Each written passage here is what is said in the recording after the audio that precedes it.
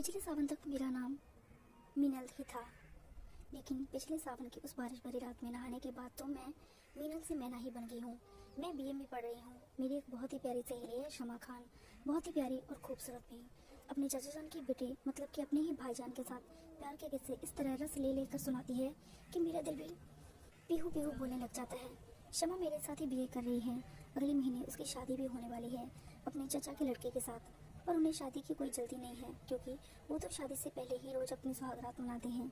शमा बताती है कि उनके भाईजान गुल खान उनके चाचा के लड़के हैं। उनका परिवार भी उनके साथ वाली कोठी में ही रहता है। उनका कपड़े का बहुत बड़ा कारोबार है। शमा अपने माँ बाप की इकलौती औलाद है और गुल भी अपने माँ बाप का इकलौता लड़का और 2 बहनों का एक ही भाई है। दोनों की सगाई हो चुकी है और अगले महीने शादी है। क्लासरूम में हम दोनों साथ साथ ही बैठते हैं। जब भी कोई खाली पीरियड होता तो हम दोनों कॉलेज के लॉन या कैंटीन में चली जाती हैं और फिर शमा अपने प्यार के किस्से रस ले लेकर सुनाती है कि कल रात भाईजान ने किस तरीके से उसे खुश किया था। एक बार मैंने उससे पूछा था कि तुम्हें शादी से पहले ये सब करने में डर नहीं लगता, तो उसने जवाब दिया, प्यार में डर कैसा, खूब मस्त होकर प्यार करते हैं हम तो। लेकिन वो सुहागरात तो शादी के बाद होता है। तुमने तो शादी के पहले ही सब कुछ कर लिया, अब क्या करोगी? मैंने पूछा तो वो हंसते हुए बोली, अरे कुछ नहीं होता, शादी भी तो उसी साथ होनी है जिसके साथ प्यार किया। मैंने हैरानी से उसे देखते हुए कहा, तुम तो वाकई एक माल की हो, मजे है तुम्हारे तो। ये सुनते ही उसने आंख मार दी तो मेरी हंसी निकल गई। छीछी, बोला इसमें क्या मजा है? मैंने कहा, अरे मेरी जान, इसमें नाक चढ़ाने वाली क्या बात है? प्यार में कुछ भी गंदा या बुरा नहीं होता। प्यार में ये सब नहीं देखा जाता, इसका पूरा मजा लेना चाहिए। मेरे भाईजान तो कहते हैं असली मजा तो शादी से पहले प्यार में ही आता है।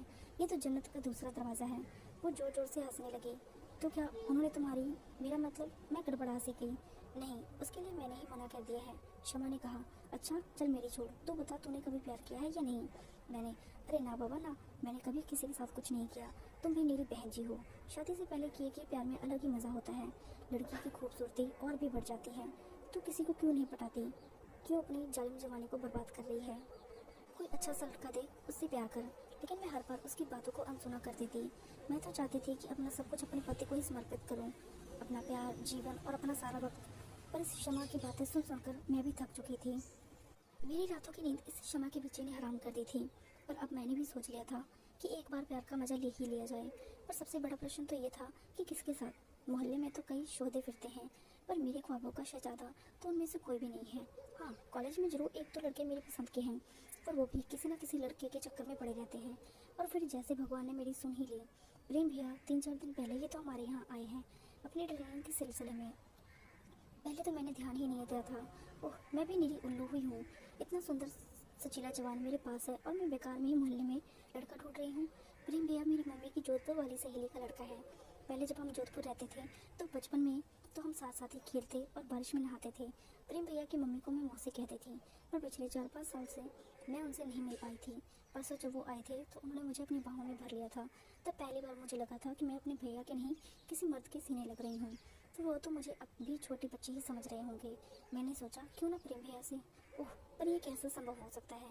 मेरे सगे तो नहीं, पर मेरी मम्मी की सहेली का लड़का है। मम्मी की सहेली को मौसी कहा और उन्हीं के लड़के को भाई। अब जैसे भी हैं भाई तो हैं, और भाई के साथ ओह, ये नहीं हो सकता। वो तो अभी भी मुझे बच्ची ही समझते होंगे। उन्हें क्या पता कि अब मैं बच्ची नहीं बड़ी हो चुकी हूँ। मुझे देखकर तो लड़कों के सीने पर सांप लौटने लग जाते हैं। रास्ते में चलते हुए जब कोई फिक्रे कसता है या सीटी बजाता है तो मुझे बहुत गुस्सा आता है, पर फिर मैं रोमांच से भी भर जाती हूँ। काश मैं भी शमा की तरह होती। मैं भी प्रेम के साथ आसानी से सब कुछ करवा लेती और शादी के बारे में भी सोच सकती थी। पर हमारे यहाँ ऐसा कैसे हो सकता है? पता नहीं दुनिया के ठेकेदारों ने औरत जाति के साथ हमेशा ही अत्याचार क्यों किया है? औरत और मर्द का रिश्ता तो कुदरत ने खुद बनाया है। शमा बताती है कि उनकी एक रिश्तेदार है, उसने तो अपने सगे भाई से ही प्यार कर लिया था। फिर मैंने भी सब कुछ सोच लिया। बचपन में मुझे बारिश में नहाना बहुत अच्छा लगता था, पर मेरी मम्मी तो मुझे बारिश में भीगने ही नहीं देती थी। बात दरअसल ये थी कि जब भी मैं बारिश में नहाती तो मुझे जोर की ठंड लग जाती और मैं बीमार पड़ जाती, तो मम्मी बहुत ही गुस्सा होती। अभी जब बारिश होती है तो मैं अपने आप को नहीं रोक पाती, भले ही मुझे बाद में तकलीफ ही क्यों ना हो। और फिर सावन की बरसात तो मैं मिस कर ही नहीं सकती। हमारा घर 2 मंजिला है, ऊपर एक कमरा बना है और उसके साथ ही बाथरूम भी है। अगर कोई मेहमान आ जाए तो उसमें ही ठहर जाता है। प्रेम भैया को भी वही कमरा दिया है। वो इस कमरे में बिना किसी विघ्न बाधा के अपनी पढ़ाई लिखाई कर सकते हैं। उस समय रात के कोई 10:30 बजे होंगे। हम सभी ने खाना खा लिया था। मम्मी पापा सो गए थे। मैं प्रेम भैया के पास बैठे गप्पे लगा रही थी। बाहर बारिश हो रही थी। मेरा जी बारिश में नहाने को मचलने लगा। मैंने प्रेम से कहा तो वो बोले, तुम्हें ठंड लग जाएगी और फिर मौसी जी बहुत गुस्सा होंगी। वो कुछ नहीं होता, प्लीज़ भैया आप भी आ जाओ ना, बहुत मज़ा आएगा बारिश में नहाने का। और फिर हम दोनों ही बाहर आ गए। मैंने हल्के पिस्ता रंग का टॉप और पतला सा कॉटन का पजामा पहन रखा था। भैया ने भी कुर्ता पजामा पहन रखा था। मैं कोई 2-3 साल बाद ही बारिश में नहा रही थी। नहाने में पहले तो मुझे बड़ा मजा आया, पर बाद में ठंड के कारण मेरे दांत बजने लगे और मुझे छींकें आनी शुरू हो गई। मेरे सारे कपड़े भीग चुके थे और गीले कपड़ों में मेरा सांचे में ढला बदन साफ नजर आ रहा था। भैया की घूरती आंखें मुझसे छुपी नहीं थी। भगवान ने औरत जात को ये गुण तो दिया ही है कि वो आदमियों की नज़रों को 1 मिनट में ही पहचान लेती है। फिर भला मैं उनकी आंखों की चमक कैसे नहीं पहचानती। मुझे अपनी ओर देखते हुए पाकर भैया बोले, मैंने तुम्हें मना किया था ना, अब मौसी जी कितना नाराज़ होंगी। ओ भैया प्लीज़ मम्मी को मत बताना ना। ओ अच्छी, मुझे जोर की छींक आ गई। भैया मेरा बाजू पकड़कर नीचे ले जाने लगे। मैंने कहा, नहीं नीचे मम्मी देख लेंगी, आपके कमरे में ही चलते हैं। और हम लोग वापस कमरे के अंदर आ गए। मेरे दांत बजते जा रहे थे। भैया ने तौलिए से मेरा शरीर पोंछना शुरू कर दिया। शरीर पोंछते हुए उनका हाथ मेरे गले से नीचे छू गया। मेरे शरीर में जैसे कोई बिजली सी दौड़ी। मैं तो रोमांच से भर उठी। ओह इन गीले कपड़ों को उतारना होगा, पर वो तुम्हारे लिए सूखे कपड़े। कोई बात नहीं, आपकी कोई लुंगी और शर्ट तो होगी। हाँ, उन्होंने अपनी धुली हुई लुंगी और शर्ट मुझे दे दी। हम दोनों ने बाथरूम में जाकर कपड़े बदल लिए। भैया की नज़रें तो मुझ पर से हट ही नहीं रही थी। इतनी में ज़ोर से बिजली कड़की तो डर के मारे मैं भैया की ओर खिसक आई। मेरे दांत अब भी बज रहे थे। भैया बोले, तुमने तो जानबूझकर मुसीबत मोल ले ली है। लाओ तुम्हारे हाथ पैर के तलवे मल देता हूँ, इससे तुम्हारी ठंड कम हो जाएगी। और उन्होंने मेरा नाजुक हाथ अपने हाथों में ले लिए। मेरे लिए किसी लड़की का ये पहला स्पर्श था। मेरे शरीर में एक चुरचुरी सी दौड़ने लगी। भैया मेरे हाथ मलते जा रहे थे। मैंने कनखियों से देखा था, सामने का नज़ारा था। उनकी सांसें गर्म हो रही जा रही थी। मेरा भी यही हाल था। मेरे होठ काँप रहे थे, पर इस बार ठंड के कारण नहीं बल्कि रोमांच के कारण। पर मैंने ठंड का बहाना बनाए रखा। फिर भैया बोले, मीनू लाओ तुम्हारे पैर के तलवे भी मल देता हूँ। मैं भी तो यही चाहती थी। मैं बेड से टेक लगाई बैठी थी। मैंने एक पैर थोड़ा सा आगे कर दिया। उन्होंने मेरे पैर के तलवों को मलना शुरू कर दिया। जैसे ही उन्होंने मेरा पैर थोड़ा सा ऊपर किया, कपड़ा नीचे हो गया। मैंने जानबूझकर इसकी ओर कोई ध्यान नहीं दिया। मैं जानती थी अब उनको साफ दिख रहा होगा। मैंने अधखुली आंखों से देखा। भैया की कनपटी लाल हो गई। थोड़ा सा पसीना भी आने लगा है। उनके होंठ भी कांपने से लगे हैं। भैया का बुरा हाल था। वो तो टकटकी लगाए मेरी तरफ ही देखे जा रहे थे। मुझे देखकर वो उनकी आंखें जैसे फटी की फटी ही रह गई थी। उनके हाथ कांप रहे थे। मैं भी आंखें बंद किए रोमांच के सागर में गोते लगा रही थी। मैंने छेड़ने के अंदाज में उनसे कहा, भैया आपको भी ठंड लग रही है क्या? हाँ शायद ऐसा ही है, पर ठंड में तो दांत बसते हैं। आपको तो पसीना आ रहा है। वो ओह कुछ नहीं। उनकी आंखें अभी मेरी ओर ही थी। मैंने झट से अपना पैर खींचते हुए लुंगी से ढक लिया। मैंने कहा, ओह सॉरी। भैया की हालत तो देखने लायक थी। भैया ये चीटिंग है। मैंने झूठ मूठ का गुस्सा किया। ओह सॉरी बाबा, मैंने कुछ नहीं देखा। तो फिर आप इतना घबरा क्यों रहे हैं? मेरी हंसी निकल गई। ओह आई एम सॉरी। अच्छा भैया एक बात पूछूं? क्या? सच बताना, आपकी कोई गर्लफ्रेंड है? अरे वो नहीं तो, पर तुम ये वो क्यों पूछ रही हो? प्लीज़ बताओ ना भैया। अरे मैंने बताया ना कि मेरी कोई गर्लफ्रेंड नहीं है। मुझे तो पढ़ाई से ही फुर्सत नहीं मिलती। पर एक बात है, वो क्या तुम्हारी वो जो फ्रेंड है ना? अरे वो ही जो सुबह आई थी। ओह क्षमा। हाँ क्यों, क्या बात है? यार वो बहुत खूबसूरत है। ओह तो मेरे भैया उस पर मरमिटे हैं। मैं हंसने लगी। नहीं ऐसी बात नहीं है, वैसे वो है लाजवाब। भैया की आंखों में जैसे चमक सी आ गई थी। अरे उसका वीज़ा लग चुका है, मतलब उसकी शादी होने वाली है। अब वो हाथ आने वाली नहीं है। ओह पर ऐसी क्या बात है उसमें? यार मीनू उसको देखते ही दिल बाग बाग हो जाता है, जैसे कि कयामत हो। देखने में बहुत ही सुंदर और मनमोहक। उसके शरीर की बनावट भी बेहद खूबसूरत। भैया बोले। उनकी आंखों में अब लाल डोरे तैरने लगे थे। ये मर्द भी सभी एक जात के होते हैं और उसकी खूबसूरती तो उन्हें केवल सामने से ही नजर आती है। मैंने अपने मन में कहा, एक बार मुझे देख लोगे तो सब कुछ भूल जाओगे। पर मैंने कहा, अच्छा मैं कैसी हूँ? अरे तुम तो हुस्न की मलिका हो। अगर कोई फरिश्ता भी तुम्हारे भीगे बदन को देख ले तो जन्नत का रास्ता भूल जाए। मेरे मन में तो आया क्या कि फिर तुम क्यों नहीं रास्ता भूल रहे हो? पर मैंने उनकी आंखों में झांकते हुए कहा, क्या वाकई में इतनी खूबसूरत हूँ? सच्ची मीनू, कभी कभी तो मैं ये सोचता हूँ, अगर तुम मेरी मम्मी की सहेली की बेटी ना होती, मौसेरी बहन ना होती, तो मैं किसी भी कीमत पर तुमसे शादी करके छोड़ता। उन्होंने मेरा हाथ अपने हाथों में लेते हुए कहा। ओह पर ऐसा क्या हाँ संभव है? क्यों? मैंने अनजान बनते हुए कहा। मैं उनकी उखड़ी हुई सांसें अच्छी तरह महसूस कर रही थी। ओह मीनू सच कहता हूँ, मैं इन 3 दिनों से तुम्हारे बारे में सोच सोच कर पागल सा हो गया हूँ। लगता है मैं सचमुच ही तुम्हें जानने लगा हूँ। पर ये सामाजिक बंधन भी हम जैसों की जान ही लेने के लिए बने हैं। भैया की आवाज़ कांप रही थी। भैया क्या आपने कभी सोचा है कि मैं आपके बारे में क्या सोचती हूँ? क्या मतलब? अब उनकी चौंकने की बारी थी। हाँ भैया, मैं भी आपसे प्यार करने लगी हूँ। मैंने अपनी नज़रें झुका लीं। ओह मेरी मीनू, मेरी मैना, मेरी जान। अरे भैया मुझसे लिपट ही गई। मुझे अपनी बाहों में भर लिया और मेरे होठों पर एक किस ले लिया। ओह, वो प्यार का पहला किस मुझे अनंत तक रोमांच से भिगो गया। मेरा तन मन सब कुछ तो उसी एक छून की लज्जत से सराबोर हो गया। मैंने भी अपने जलते होठ उनके होठों पर रख दिए। मुझे नहीं पता कितनी देर हम लोग इसी तरह दूसरे को किस करते रहे। हम तो जैसे अपनी सद्बुद्धि खो बैठे थे। मैं तो उनसे ऐसे लिपटी थी जैसे कोई लता किसी पेड़ से बाहर जोड़ के बिजली करके। तब हमें होश आया। भैया ने झट से उठकर कमरे का दरवाजा बंद किया और फिर वापस आकर मुझे अपने आगोश में भर लिया। मीनू, कहीं हम गलत तो नहीं कर रहे? मैंने कहा, हम कोई सगे भाई बहन नहीं हैं। आपकी और मेरी मम्मी सहेलियाँ हैं। ओ भैया, अब कुछ मत सोचो। इस रात और इन हसीन लम्हों को यादगार बना लो।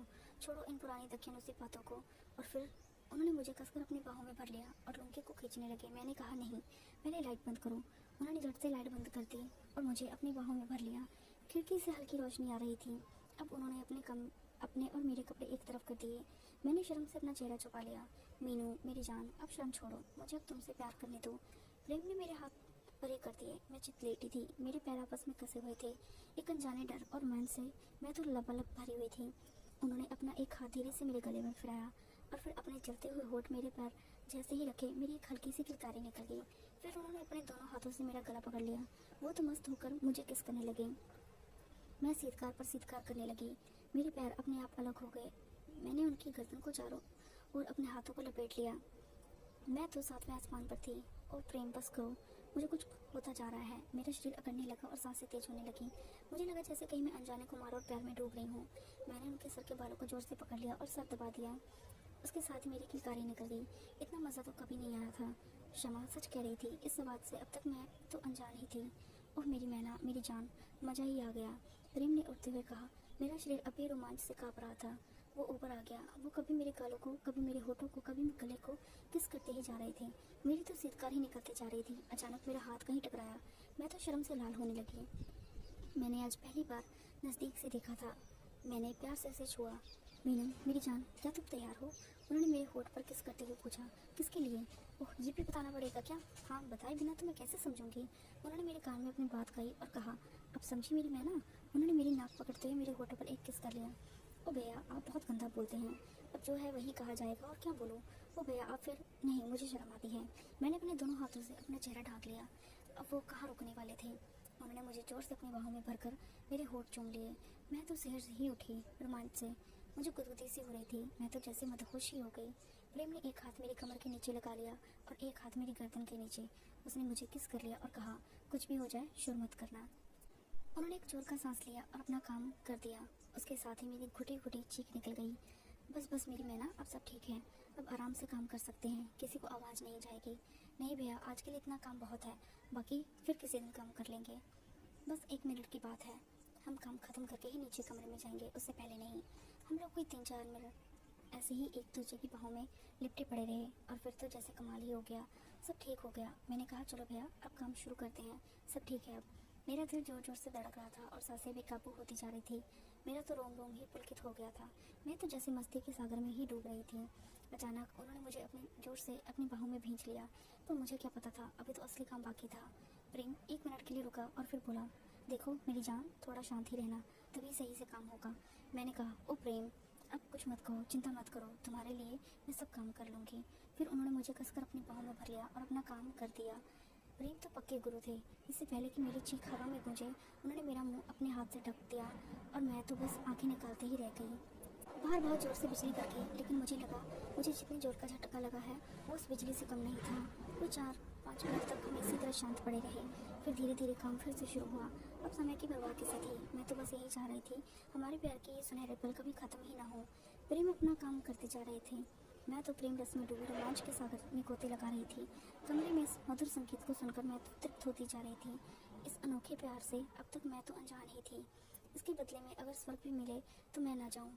मेरी मैना, अब मैं भी जाने वाला हूँ, भैया ने कहा। मैंने अपनी आंखें बंद कर ली और उन्हें जोर से अपनी बाहों में जकड़ लिया। बाहर बारिश अब बंद हो गई थी। मैं शर्ट और लुंगी पहनकर नीचे भाग गई। प्रेम तो मुझे मीनल से मैना बनाकर चले गए, पर मैं आज भी उन लम्हों को याद करके रोमांच से भर जाती हूँ। लेकिन बाद में मेरे दिल में एक हुक सी उठती है और मेरी आंखों से आंसू छलक पड़ते हैं।